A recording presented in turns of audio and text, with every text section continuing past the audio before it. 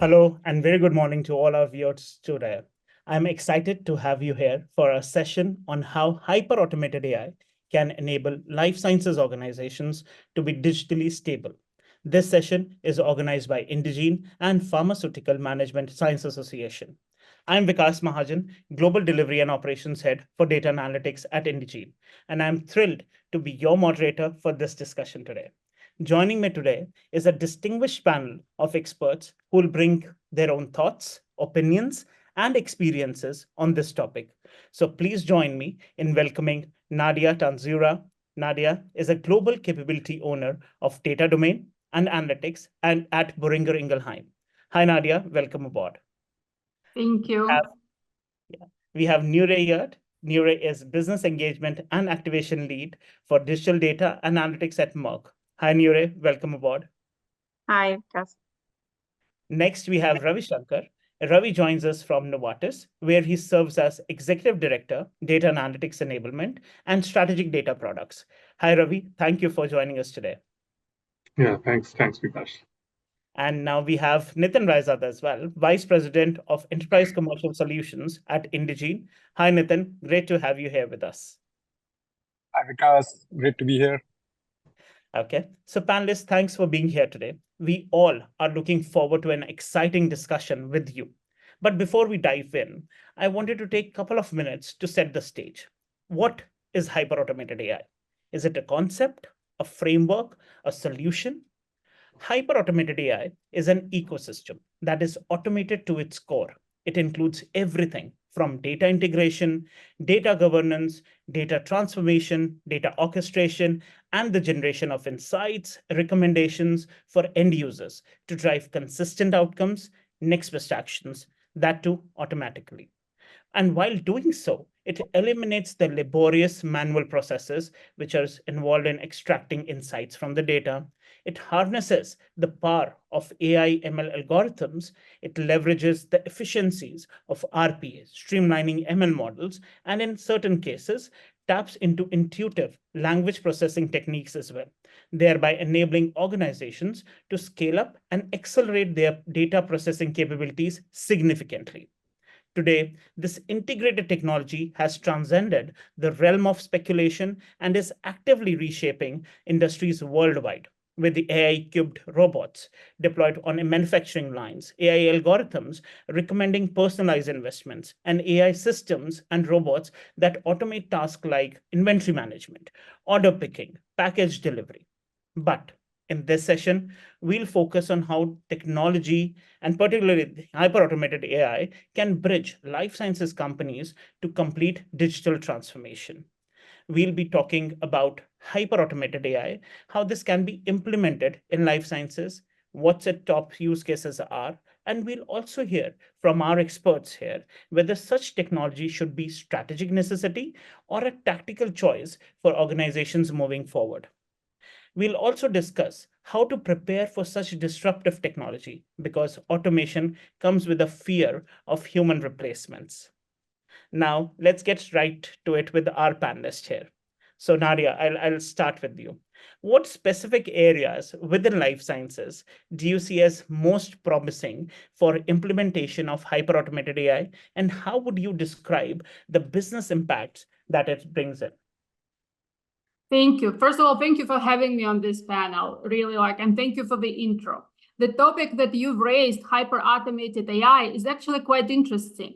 To me, this concept suggests using AI and other technologies to fully automate organizational processes, enabling them to function independently of human intervention.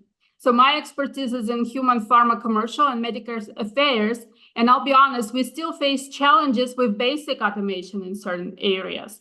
This is due to a variety of factors like data integration, legacy systems, outdated processes, black box concerns, as well as legal and compliance restrictions, to name a few. So despite the remarkable technological advances over the last couple of years, and with Gartner naming hyperautomation as one of the top 10 strategic technology trends, we often find ourselves striking a balance between AI and human input. I'm a firm believer that it will help us increase efficiencies, cut costs, and speed up the digital transformation. However, I believe it will be a journey to get there. And the areas where I would love to see this implemented, some in the near future and some maybe more long-term, are numerous. For example, using Gen AI on existing primary market research, analyst reports, syndicated data, and other textual documents to summarize and uncover actionable insights. This could significantly reduce the time our team spends on analysis and enable us to discover very interesting insights. And I believe that this can be fully automated in the near future. Another example is auto-tagging of medical info inquiries from healthcare professionals. This could also save a considerable amount of time and effort. In one of our pilots, by the way, we're actually already seeing about 50% reduction in the time effort that these reports usually take to generate. And another example, for example, even in operational activities such as data validation, we are all working in these big data ecosystems, and data validation activities take enormous amount of time to implement and later monitor. And we were able to actually implement some over hyperautomation and seeing some significant reduction in the amount and time these particular activities take place.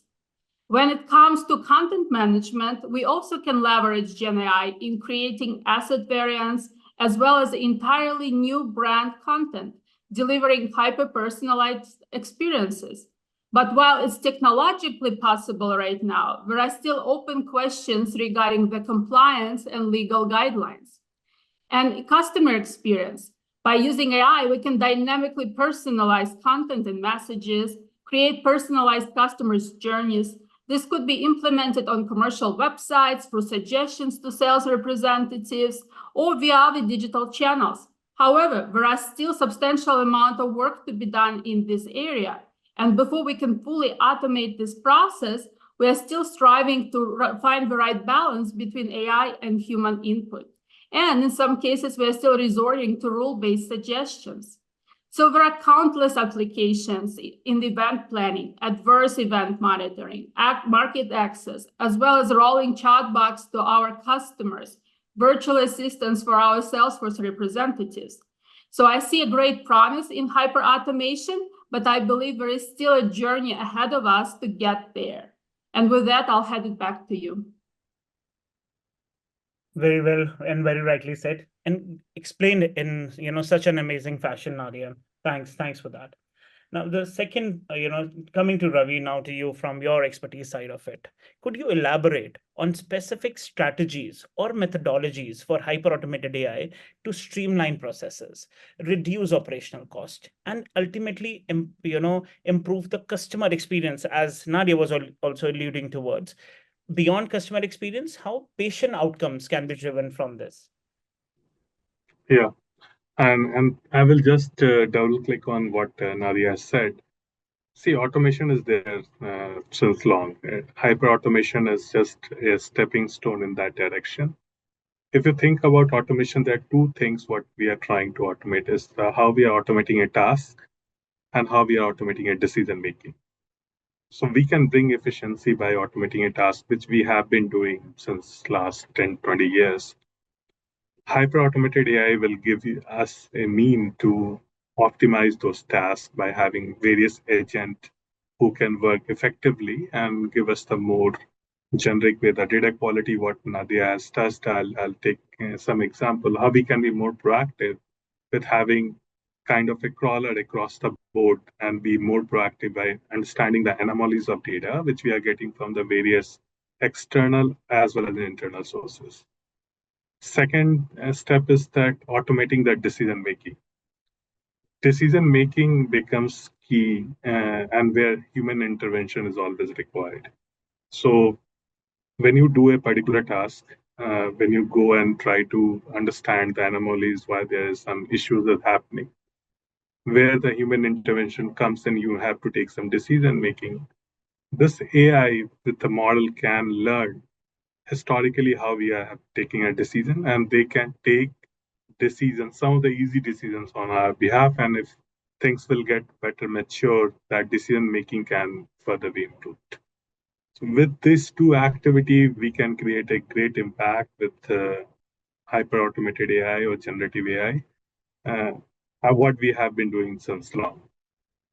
But if you think further from the customer experience point of view, the area, we can bring customer experience with some further aid through this hyper-automated AI, because we have various ways to understand the customer behavior and help to take a right decision from our point of view and guide customer what is the right way, right drug, right therapy, or right doctor to be reached out.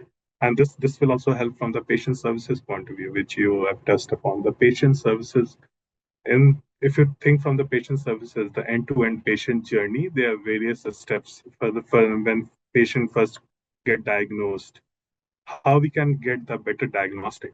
If we have a right way to understand all various way of assessing the lab data, EMR, EHR data, we can do the right diagnostic with this hyper-automated AI, generative AI. Once we have the right diagnostic, patient can be referred to the right doctors, the right set of medications. And this can further help any manufacturing company like us, how we can give the better patient service, not only help them to get the right insurance on the right time, but also help them throughout the process through these chatbot and other ways of working. And then the access point of view, we can bring some of the inability to provide the better access to the patient. And through the journey, we can give the various similar experience what other patient in different cohort may be having. So this end-to-end journey with better outcome, better automation, and the right decision making will help us to move forward. Sure. I think very well articulated, Ravi, and bringing that 360 view of HCPs and then patients, I think helps. Yeah, Nitin, go ahead, please. You were saying something. Yeah, no, absolutely.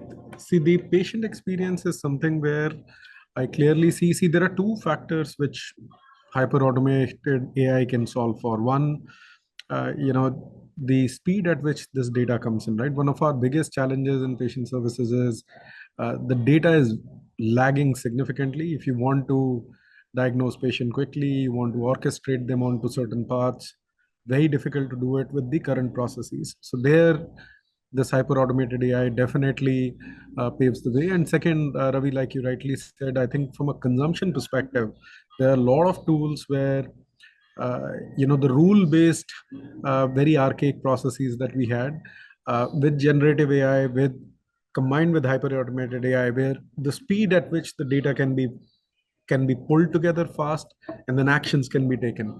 I think in the times to come, we should expect to see a lot of applications, with this latest technology. So very excited about this area. Yeah. Okay. So now, Nure, coming to you. So how do you envision the collaboration between humans and hyper-automated AI? What steps, can be taken to ensure that it's complementary relationship rather than, being perceived as a threat of robotic overthrow? Just need to understand your vision, your view to it.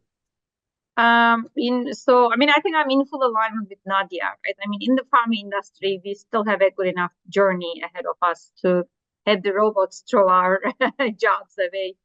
I think I actually like starting the journey now and the discussions now about hyper-automated AI, because the way that we think about our data, about the flow, the way that we value, to Nadia's point, right? Some of the systems, basically not being there.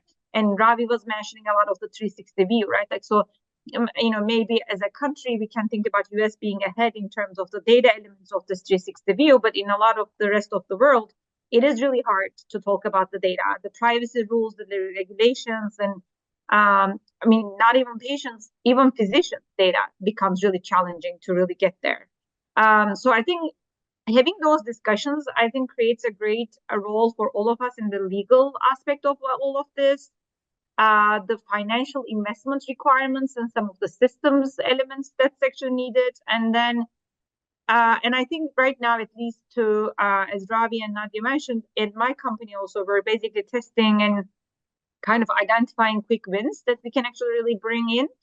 so that we can actually gain the momentum and the support of investing further, right? Like, so I feel like AI in general, and obviously hyper-automated AI, in the as a subcategory, is very hard for leaders to kind of, invest properly, because everybody thinks about this as more of a, okay, so we're going to invest once, the robots are going to come, and we're going to start saving money.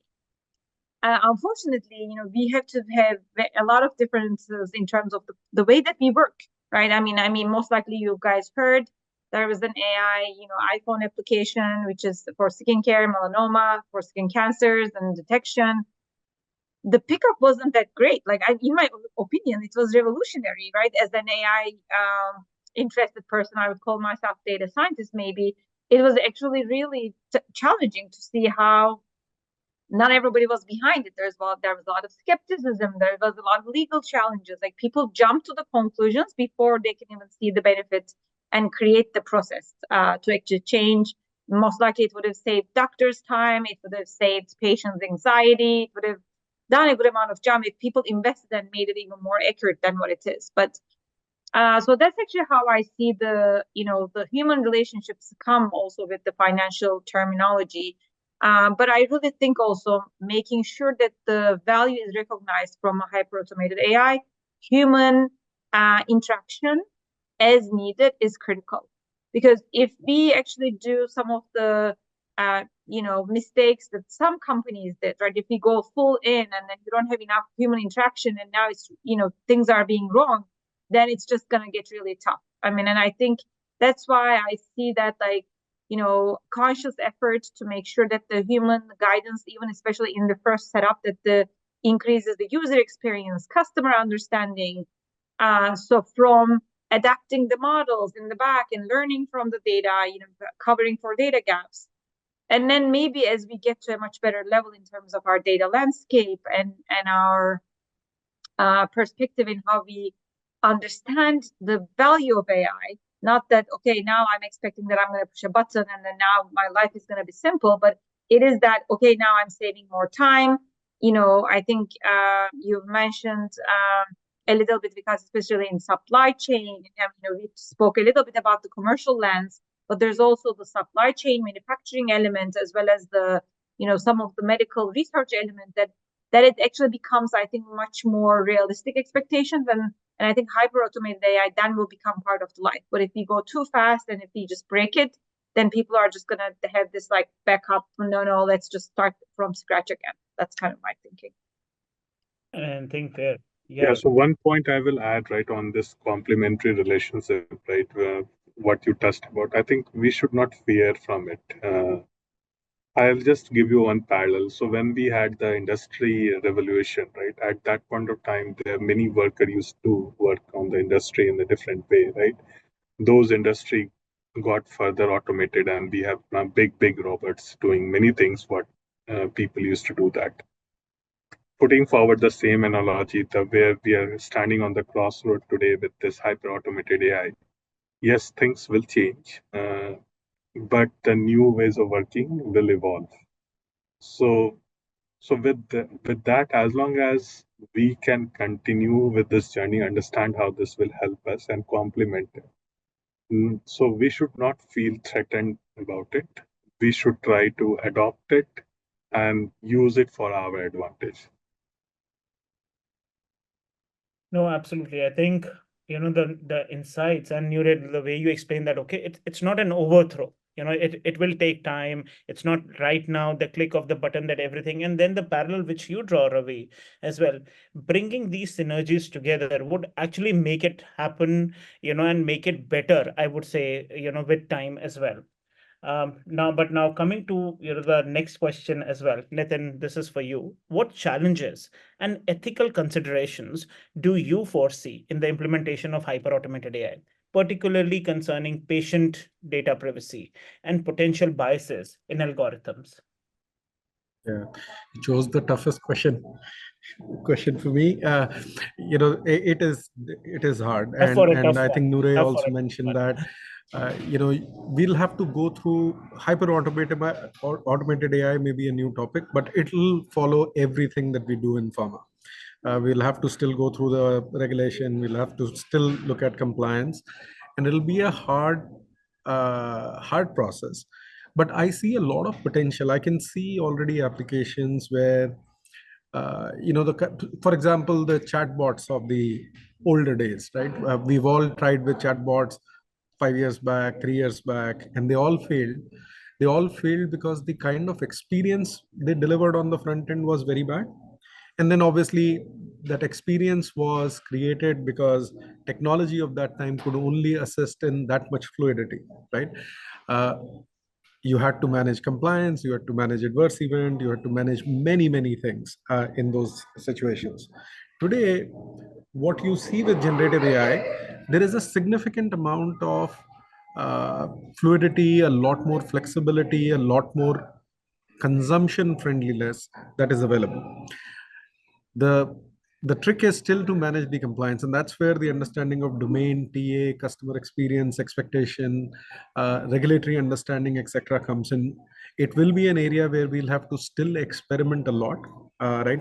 And maybe I think what Nooreh was saying, maybe it'll start with supply chain manufacturing, which are internal processes. There you have a lot more control, and then start slowly pivoting to more of the external consumption, right? So we are seeing experiments on all sides. I'm pretty enthused. I've spent a long time on the patient side. With the new advances, there's a lot more people, like Ravi said, let's not fear this, let's go in. At least the experiments have started, and I would imagine that the results would come in faster this time around, because the technology does offer you a very expedited way of seeing those outcomes, right, and make that decision quickly. Wow. So amazing insights, and I'm amazed by the insights as well. So thank you, panelists. And yes, there are loads of use cases, opportunities which can be explored beyond. But now let's see what are the questions we have from our audience. And here is the first one. Do you think hyper-automated AI should be considered a strategic necessity for life sciences companies rather than just a tactical choice for improving certain processes? Nadia, would you like to take this one? Oh, sure, of course. So to be honest, there is no question in my mind that hyper-automated AI should indeed be considered a strategic necessity for life sciences companies, not just a tactical choice for improving certain processes. Hyper-automated AI can provide a significant competitive advantage, and we all realize that. But to the points that we have discussed earlier, we need to ensure that we are prepared for that, and we build the proper framework within our organizations to do it in a compliant manner, because there are a lot of different topics involved around ethics, compliance, legal framework, about our legacy data systems, even about the employment law that are involved in these discussions. To be honest, on my commute back to work and back home, I quite often listen to different podcasts, and I'm astounded by the discussions from many contemporary leaders about the development of artificial general intelligence. If you think about that, they predict that within our lifetime, we are going to see an actual AGI that would be able to do the human tasks. So when you think about that, you really realize how far we are going ahead. And as Ravi mentioned, we used to have the industrial revolution. Now we are getting to this AI revolution, and we need to prepare our organizations for that. So while we are balancing ROI, investments, legal frameworks, we need to really have that vision in mind and move forward to it. Very well answered, I must say. Now, the second question which I see is, given the complexity of data in life sciences, what challenges do you anticipate in terms of interoperability, and how organizations can address these challenges effectively? Nooreh, would you like to take this one? Sure, and I was just gonna have some additions to Nadia's comments, but I think this is a nice question right after that, right? So it is critical to see this as a strategic investment, right? Because then you are really motivating the whole organization to really invest in and think about this interoperability. Otherwise, you actually don't, right? Because everybody does their own shiny hyper-automated AI projects, and then you just have these big lights in every organization. It just stays there. But actually, to really truly, I think, appreciate this evolution, revolution, right? Like, so the move of how we do business and the processes, I think it's critical to really solve for the data challenges or the connections of the systems. I think the organizations need to think about this as a strategic investment, because once they do that, now it's all about, okay, if we have to change the way that we work, then we will, right? So that becomes really critical. And, I have several examples from all the different pharma companies that I've worked for. There has been enormous, a development on great digital solutions, AI-based solutioning in different areas, commercial, medical, research and development. But just because the people couldn't adapt the way that they work, they just never really reached their full potential.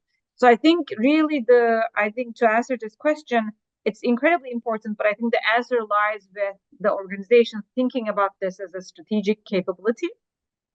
And then now, basically thinking about the life sciences, how we reach data. Again, it always amazed me, right? In my past, the financial data is everywhere for any individual. Like anybody can get access to anybody's financial data. It's by name and everything. But when it comes to health, it's just like you have HIPAA compliance, you have, like it's amazing. Like normally, like for me, if you ask me as an individual, I would have thought that financial information should be more, sensitive than health information. But the laws are also like in this setup is a little bit differently wired, right? I mean, EU and global. Like I think when I think about half of my career work was spent in US and then the other half in global, and I see this different dynamics as well within the countries and how they approach data. I think if everyone, the legal industry, the governments, the organizations, if everybody thinks about this as a strategic investment, I think that's where we're going to get through a lot of the data challenges, issues, the way that we actually approach. Because I think ultimately, of course, I'm a big believer in this, that to Ravi's point, we don't need to be afraid of the jobs changing, because then now we can actually do, more interesting jobs and we can learn more. And now analytical skills will become much more important than, you have ChatGPT. Nobody's spending 2 hours writing their resumes, right? They start with their resume and then they change it, because then your analytical capability, your ability to change and adapt it to yourself becomes more valuable versus your formatting capability, right? Like, so to me, I think it's just super excited, but I also think that we need to truly think about this as a strategic capability and be able to tell this to not only organizations, but even the governments, the legal functions, all of it. And I love the fact that, the way you mentioned about that, okay, you can now focus on yourself, thinking through what you can bring as a value to yourself and to your career as well. So, great thought there, Nure. So let me take one last question. Ravi, it looks like this one's for you. How can companies measure the success of hyper-automated AI implementations, and what KPIs are the most relevant ones in this context? Your thoughts, Ravi? Yeah, I will put this thing on the same framework what I said earlier, right? If we can categorize high level into two categories, automating task and automating decision making. So the success KPI will be based on the business outcome. If you able to achieve these two activities with the hyper automated AI and how you are improving your business outcome, that business outcome in any direction, whether it's a medical, commercial, patient, any direction. So the first thing is automating tasks. There are various tasks we do in day-to-day life. Some of the tasks can be easily automated. Some of the tasks required big skill set, and some steps of that can be automated. So if we can define a task and see how much we can automate and the efficiency we can create to improve the business outcome. So that's the one success criteria. And similarly, that decision making. Decision making, I will just, and this is a very useful topic, the next best action everyone does, right? So decision making is very key. If we can automate the decision making, and through a hyper automated AI, we can enable that the right next best action for any field, whether it's the commercial side, medical side, or simple decision making from how I do that next product strategy.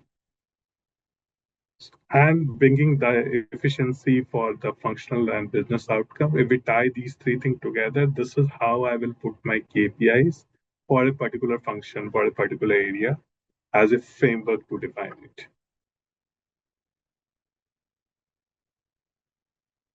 Fair. So thanks, Ravi, for sharing. Nitin, you want to share certain thoughts on this one as well before, Oh, I agree. I think what is exciting is that to see that everybody is for trying these things, for trying hyper-automated AI. I think there is a plan that is emerging.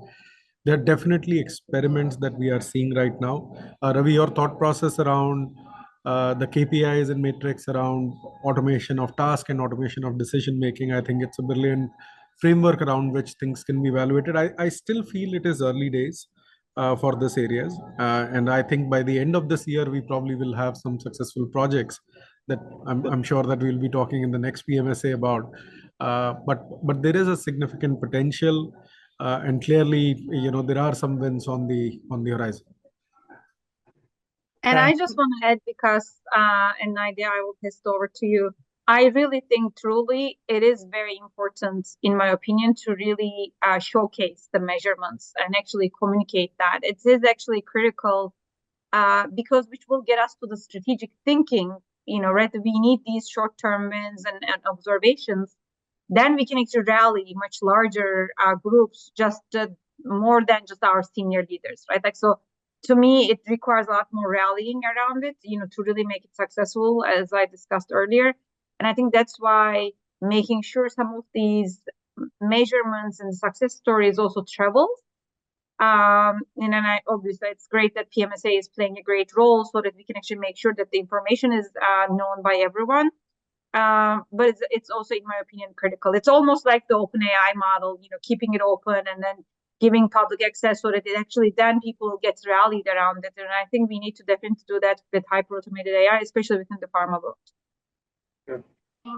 And I just want to add one more thing is that up until certain time, 80% of AI pilots failed, right? Obviously, it's getting, now this number is much lower, but our mindset should be also not always about ROI, but about innovation. How do we invest into our organization and look more long-term, not only into a certain project, but also into our people, because trying to upskill the organization in this area is critically important as well. And we should not be afraid to fail in some cases, because those projects that would become successful and the skill set that we would develop long-term is going to be extremely valuable in the long run.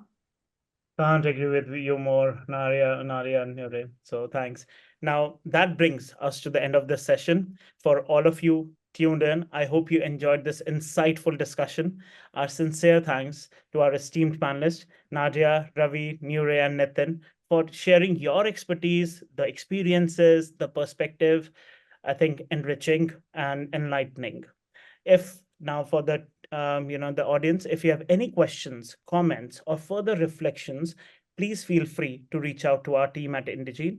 We appreciate your participation and look forward to continuing this dialogue on intersection of technology and life sciences. Thank you all for joining us today, and we hope to connect with you again in future discussions. Have a wonderful day, everyone. Thank you. Thanks, Vikas. Thank you, Vikas.